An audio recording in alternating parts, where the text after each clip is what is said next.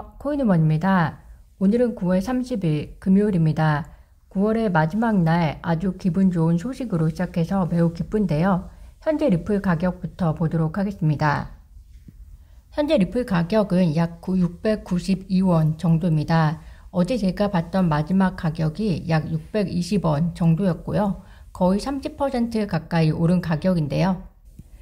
리플 가격이 상승한 주된 이유는 바로 오늘 새벽에 토레스 판사가 SEC의 힘먼 문서에 대한 이의 제기를 기각하고 힘먼 문서를 넘길 것을 명령했기 때문입니다.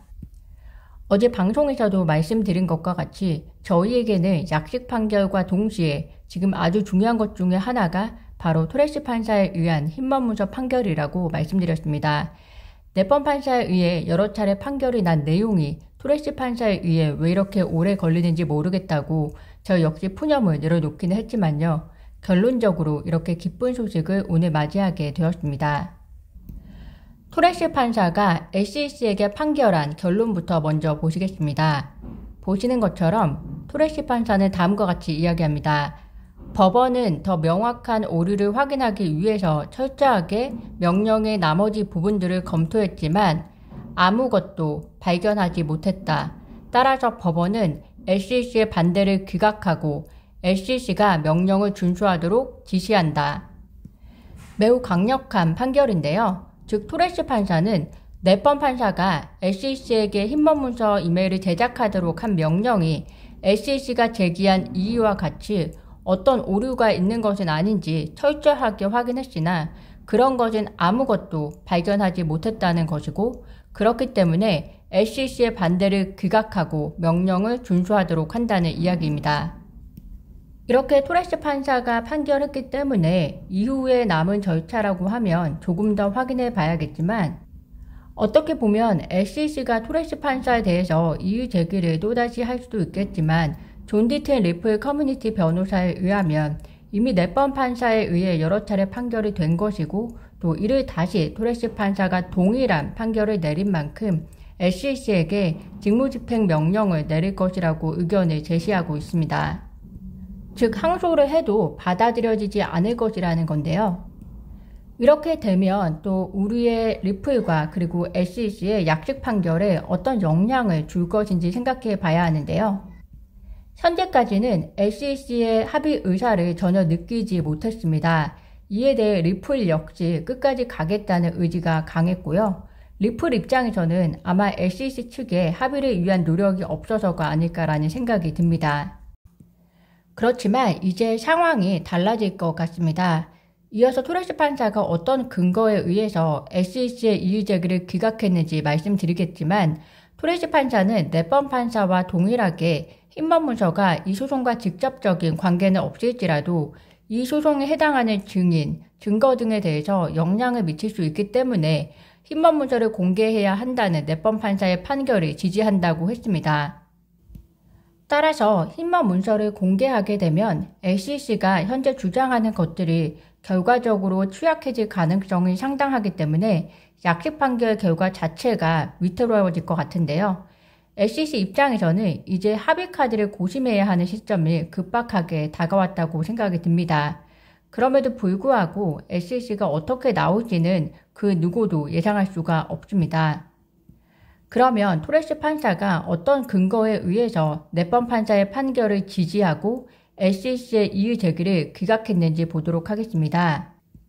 SEC는 네번 판사가 내부 힘먼 문서가 리플과 SEC 소송에 있어서 어떤 주장이나 변호와 관련이 있다고 판단한 점, DPP 심의 절차 특권을 힘먼 문서에 적용하지 않고 내부 문서를 보호하지 않은 점, 변호사와 의뢰인 특권을 힘먼 문서에 적용하지 않고 내부 문서를 보호하지 않은 점, 이 세 가지에 대해서 이의를 제기했는데요. 토레스 판사는 이 세 가지에 대해서 다음과 같이 이야기합니다. 첫 번째로 법원은 내부 발언 문서와 같은 비공개 문서가 이 사건에서 어떠한 주장이나 변호와도 직접 관련이 없다는 SEC 의견에는 동의한다. 그렇지만 이러한 문서들은 매우 광범위한 개념 하에서 관련성이 있음을 발견했다.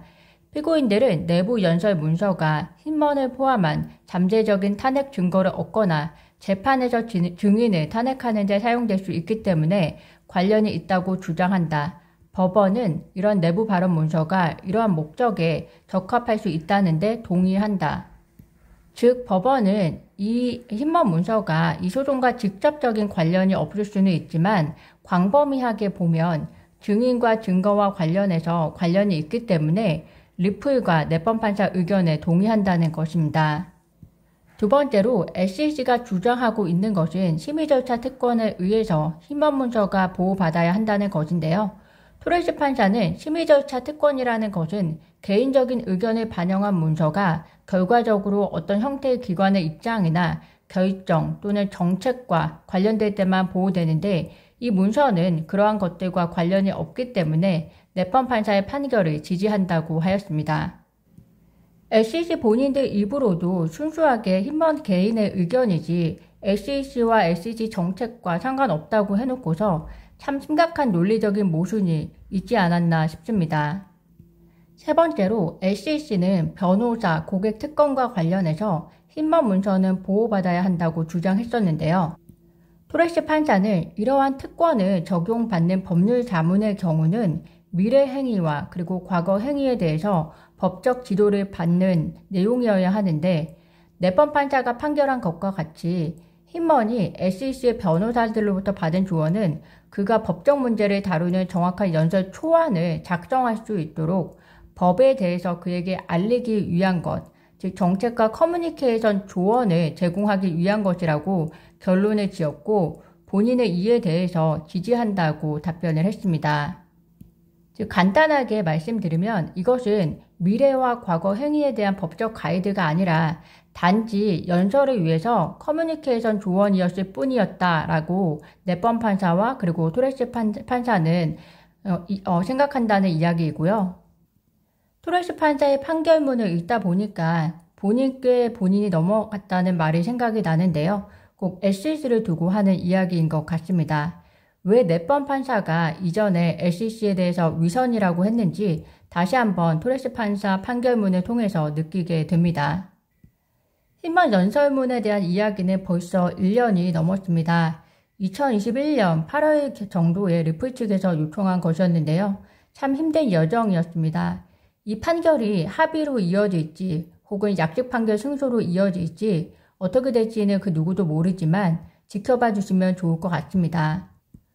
어쨌든 오랜 시간 이 힘먼 문서와 관련해서 함께 기다려주신 리플 홀더분들도 너무 고생 많으셨고 오늘 하루는 이 기다림의 보람을 만끽하셨으면 좋겠습니다. 오늘 제가 준비한 영상은 여기까지입니다. 오늘도 영상 시청 진심으로 감사드리고요. 구독과 좋아요, 알림 설정은 코인우먼에게 큰 힘이 됩니다. 감사합니다.